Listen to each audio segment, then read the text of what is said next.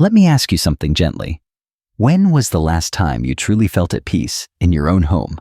I'm not talking about the kind of quiet that comes from turning off the television or stepping outside. I am talking about the deep, full-body exhale that comes from knowing your space supports your life, not drains it. Over the years, our homes become museums of memory. We hold on to gifts we never really liked, clothes that no longer fit, piles of old papers we keep saying we will read someday. Little by little, our spaces fill up, and without realizing it, we start feeling heavier, mentally and emotionally. But here is the truth. No one really tells us as we get older. Letting go is not losing. Letting go is making space for peace, for joy, and for who you are today. You have carried a lot in your lifetime. Some of it was necessary, some of it meaningful, and some of it, well, some of it you kept because you did not know you had permission to release it. So today, I want to give you that permission.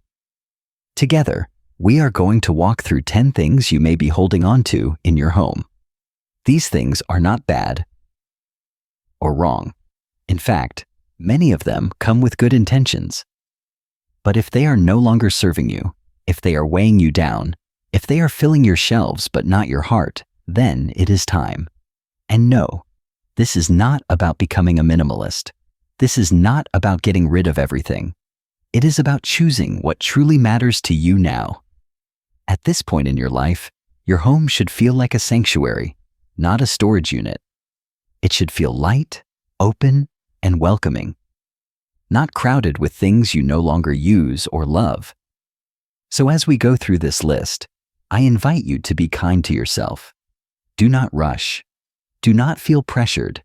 Just ask one question. Does this still bring me joy, comfort, or purpose? And if the answer is no, then maybe it is time to let it go. You deserve a home that reflects the life you are living now, not the life you once had or thought you should have. Let us begin together. 1. Gifts. You feel guilty keeping. Let's start with something tender.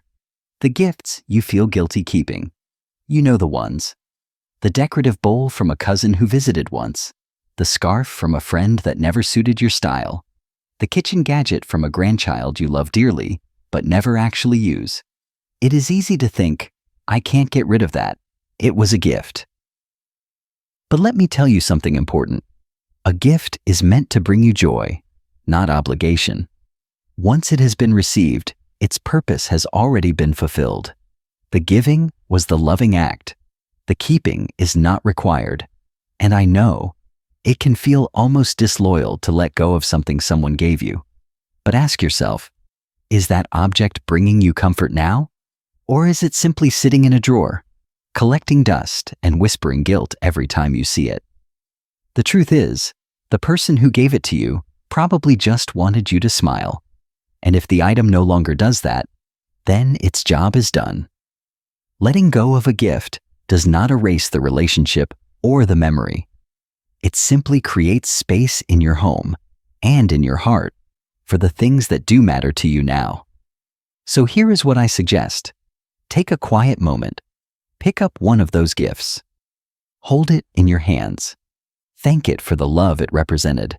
And then, if you are ready, pass it on. Donate it. Re-gift it. Let someone else enjoy it. You are not throwing away love. You are releasing guilt. You have every right to fill your home with things that reflect you, your taste, your needs, your life today. This is not selfish. It is wise, and it is a beautiful step toward peace. 2. Clothes that do not fit or flatter. Now let's open the closet, both the physical one and maybe the emotional one too. Take a quiet breath and ask yourself this.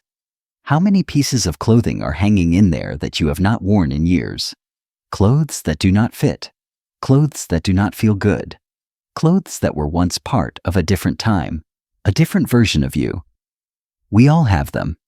That dress you wore to a wedding decades ago. That pair of jeans you swore you would wear again someday. Or the blouse that still has the tag on it because it never quite felt right. And I get it. Letting go of clothes is not just about fabric. It is about hopes, memories, and sometimes even a little grief. But I want to remind you of something gentle and true. You deserve to open your closet and feel good. Not guilty, not frustrated, not like you are staring at a past that no longer fits your present. Try asking yourself this: does this still serve the woman I am today? You have lived through seasons. Your body has changed. Your style has evolved. That is not something to be ashamed of. That is something to be proud of. So here is what I encourage you to do. Try on the things you are unsure about. Stand in front of the mirror, not to judge, but to check in with yourself. If it does not fit, if it feels uncomfortable, or if it makes you sigh instead of smile, it is time to let it go. Keep only the clothes that make you feel strong, comfortable, and beautiful in the life you are living now, not someday in the future, and not in a version of the past. And do not feel bad for donating what no longer serves you. Someone else might absolutely love the item you have outgrown. Passing it along is not wasteful. It is generous. Your closet should be a space of confidence, not clutter. Let it reflect the strength, the grace, and the wisdom of who you are today. 3. Old magazines and newspapers. Let us walk into another familiar space, maybe a corner table, a basket by the couch, or a shelf in the hallway. The place where old magazines and newspapers quietly pile up, month after month. I understand why they are there. Maybe there was an article you wanted to read, a recipe you meant to try, or a story you promised yourself you would get around to someday. But let me ask gently, has that someday come? If you are like most of us, those papers have been sitting there gathering dust. Not because you are lazy, not because you forgot, but because life moves on. And that is perfectly okay. But here's the thing. When you walk past those stacks every day, they become silent to-do lists, visual reminders of what you have not done. And over time, that can feel heavy. The truth is, most of the information in those magazines is outdated. If something truly matters to you, it can likely be found again, online, in a library, or by simply asking someone. So here is a kind suggestion. Choose a quiet afternoon. Sit down with that stack. If there is something you truly still want to keep, tear out the page and file it neatly. But be honest with yourself. Most of it, if not all, can go. Let them go without guilt. Recycle what you can. Clear the space and notice how much lighter your room and your mind feels afterward. Because when we clear physical clutter, we also clear emotional weight. You are not just tidying up paper, you're reclaiming peace. And if you still enjoy reading, consider going digital. You can subscribe to your favorite magazines on a tablet, with no mess and no stacks to manage. Your home should reflect who you are today. Not a pile of unfinished intentions, but a space that feels fresh, open, and free. 4. Random cords, chargers, and old electronics. Now, let us take a look at that drawer. You know the one. Maybe it is in the kitchen or tucked away in the hallway. It is full of mystery cords, old chargers, tangled wires, remote controls, batteries, and gadgets you have not touched in years. I call it the just-in-case drawer, because that is why we keep it all, right? Just in case. But here is the honest truth. Technology moves fast. And by the time you ever might need that cord, the device it belonged to is long gone and something new has already replaced it. And still, we hold on. Because we were raised to be resourceful, to never waste, to be prepared. Those are good values. But sometimes, those good values end up cluttering our homes with things that are no longer useful, just in case. So I am going to ask you to be brave here. Take out every single cord, every adapter, every charger, every old remote, lay them out on a table, then ask, Do I still know what this belongs to? If the answer is no, or if it goes to a device you no longer use, it is time to let it go. Keep 1 or 2 cords that match the electronics you currently use. Label them if it helps. And for the rest, recycle them properly. Many local stores and recycling centers will accept electronic waste. And while we are at it, take a look at any old phones, cameras, or devices hiding in drawers. If they are broken, outdated, or simply collecting dust, you do not need to keep them as souvenirs. Clear them out, and you will be amazed at how much space you free up, not just physically, but mentally too. Clutter like this weighs on us in ways we do not always notice, and when it is gone, there is relief. You feel lighter, clearer, more in control of your space. You're not throwing away something valuable. You're letting go of what no longer serves you. And that, my friend, is a wise thing to do. 5. Expired beauty and skincare products. Let us take a quiet walk into the bathroom. Maybe open that drawer or that cabinet under the sink. What do you see? Half-used lotions? A bottle of perfume from 5 years ago? An old foundation you tried once and never touched again? Little jars of creams, serums, or makeup that felt too expensive to throw away. Sound familiar? You are not alone. We all have them. We tell ourselves, I might use that again, or it was a gift, or it cost too much to waste. But here is something important to remember. These products do not last forever. In fact, after a certain point, they can do more harm than good. Expired makeup and skincare can become breeding grounds for bacteria. That means every time you dip your finger into an old jar or swipe on a mascara that has been sitting around for years, you might be putting germs directly onto your skin. And if you have been wondering why your skin feels irritated or why that cream doesn't seem to work anymore, this could be why. Letting go of expired products is not wasteful. It is healthy, it is safe, and it is kind to your skin. So here is what I suggest. Take everything out. One by one, check the expiration dates. Open the lid. Has the smell changed? Has the texture shifted? If so, it is time to let it go. And here is something else to think about. If you have not reached for it in over a year, chances are you never will. You deserve to use things that make you feel good today, not things that remind you of money spent or plans that never happened. Keep the items that still feel right, that work, that you truly enjoy using, and let the rest go. Your bathroom should not be a graveyard of old beauty products. It should be a calm, organized space that makes your daily routine easier, not more stressful. Your skin deserves better, and so do you. 6. Unused decorative items. Now let us move to another space, maybe the living room, the hallway, or that shelf above the fireplace. The places where decorations live. Figurines, vases, old framed prints, seasonal knickknacks, little treasures you picked up years ago or received from loved ones. Some of them still make you smile. Others, well, maybe you have stopped noticing them altogether. It is easy to collect decorative items over time. A gift from a friend, a souvenir from a trip, something that was trendy at the time.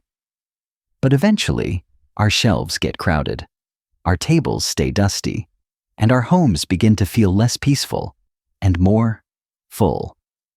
Here is something I want you to remember.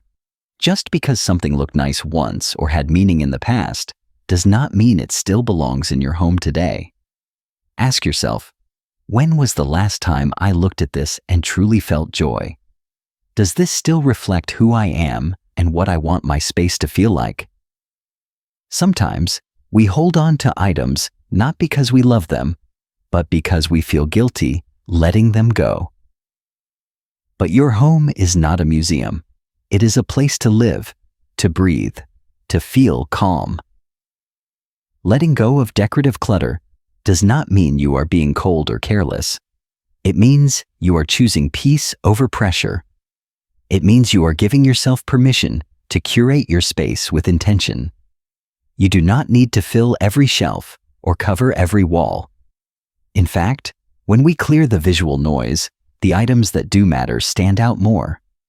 A photo of your family, a vase you truly love, a painting that still speaks to your soul. So take a walk through your home. Pick up each item. If it no longer brings joy, no longer fits your style, or only reminds you of the past, not the present, let it go. Donate what you can. Gift it to someone who might love it, or simply clear the space. Your home should be a reflection of who you are now, not who you used to be, and not who someone else expected you to be. Letting go of what no longer fits allows you to breathe a little easier and live more fully. 7. Extra coffee mugs and water bottles. Let us head back into the kitchen for a moment. Open that cabinet, the one where the coffee mugs live. Maybe a few fall out when you do. Maybe you have to shuffle through them just to reach your favorite one. Sound familiar? Over the years, mugs have a way of multiplying. A souvenir from a vacation, a holiday gift, one with a funny saying, one that came in a set. Before you know it, you have 20 mugs, but only ever use the same 2 or 3. The same goes for water bottles. Free ones from events, fancy ones you bought with good intentions. A few that leak, a few you forgot you even had. These things seem small, but they take up space, valuable space, and they create small moments of frustration that add up. Digging through a crowded shelf every morning just to find your mug does not make for a peaceful start to the day. So here's what I suggest. Pull them all out. Every single mug and bottle. Set them on the counter and ask yourself, which ones do I truly use? Which ones do I love? Keep just those.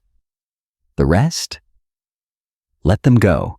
Donate the extras to a local shelter, a community center, or a family in need. They might be just what someone else is missing. And by releasing the clutter, you create more ease and flow in your everyday routine. This is not about being strict. It is about being intentional. A kitchen that is simple and uncluttered is a kitchen that welcomes you in, not one that wears you out. You do not need a dozen options. You need a few good ones that bring comfort and joy. Because even something as small as reaching for your favorite mug in the morning, that can be a moment of peace. And you deserve many of those. 8. Unused kitchen gadgets. While we're still in the kitchen, let's talk about something that sneaks up on most of us. Those kitchen gadgets. You know the ones? The electric can opener you haven't used in years. The spiralizer for zucchini noodles. The waffle maker from when the grandkids were little. Maybe even a bread machine that is now just a very large, very dusty paperweight. At the time, each one seemed like a good idea. Maybe it was a gift. Maybe it felt like something that would make cooking easier or more fun. But if it has been sitting in a drawer or cabinet for more than a year, maybe even more than 5, it is probably just taking up space. Here is the thing. Gadgets are supposed to be helpers, not clutter. When you have too many, the opposite happens. You open a cabinet and feel overwhelmed. You dig through things just to find the one tool you actually use. So ask yourself, when was the last time I used this? Does it still work? Is it truly better than using a simple knife, a spoon, or a pot? Most of the time, the answer is no. And if that's the case, it is okay to let it go. You do not need every fancy appliance to enjoy your kitchen. In fact, most of the best meals are made with just a few reliable tools: a good knife, a sturdy cutting board, a couple of trusted pans, and your own hands. So take some time. Pull out those forgotten gadgets. Decide what you truly use and love. Donate the rest. Let someone else give them a second life. Your kitchen should feel like a space where you can move easily, find what you need, and cook with joy, not frustration. Less clutter on the counters means more clarity in your mind. And cooking in a space that feels open and simple? That is one of life's quiet pleasures. You deserve that. 9. Excess Tupperware, especially the ones missing lids. Now let's open one more cabinet. Yes, that one. The one where the Tupperware lives. Or maybe I should say, the one where the containers fall out every time you open the door.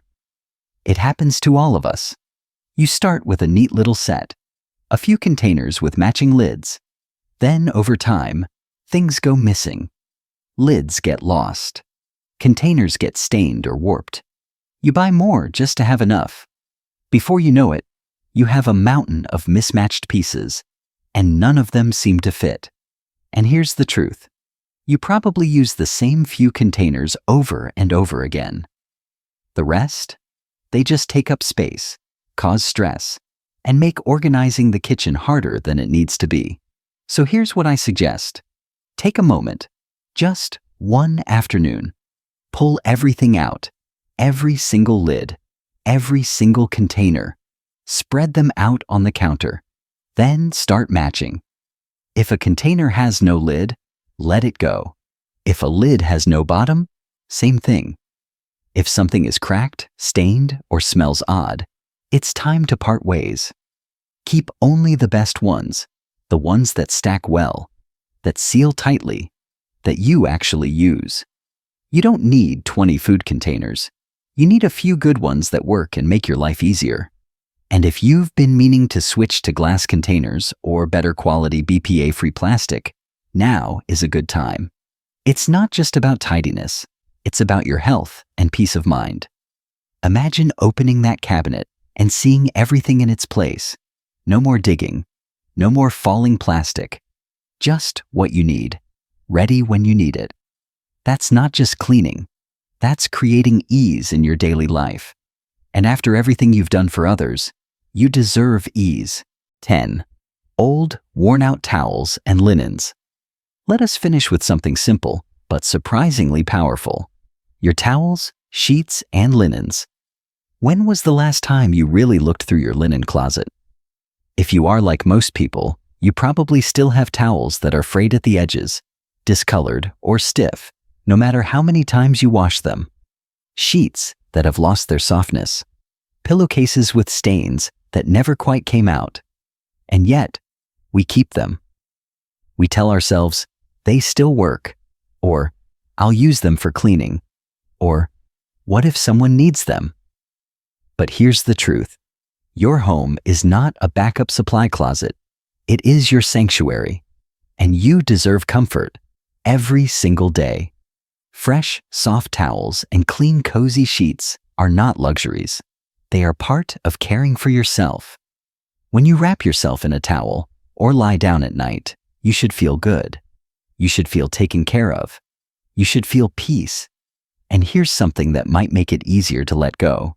Old towels and bedding can be donated. Many animal shelters and veterinary clinics are happy to receive them. Mechanics use them in shops. There is still a purpose they can serve, just not in your home. So go ahead. Pull out everything from the closet. Check for holes, rough textures, and anything you no longer enjoy using. Keep only what feels clean, soft, and pleasant. If you have too many, donate the extras. And maybe, just maybe, treat yourself to 1 or 2 new pieces that bring a little comfort into your everyday routine. It's a small thing. But when you step out of the shower and wrap yourself in a towel that's fresh and fluffy, it does something for the soul. Little comforts matter, and you are absolutely worth them. So there you have it. 10 things you might be holding on to, not because you truly need them, but because no one ever told you it was okay to let them go.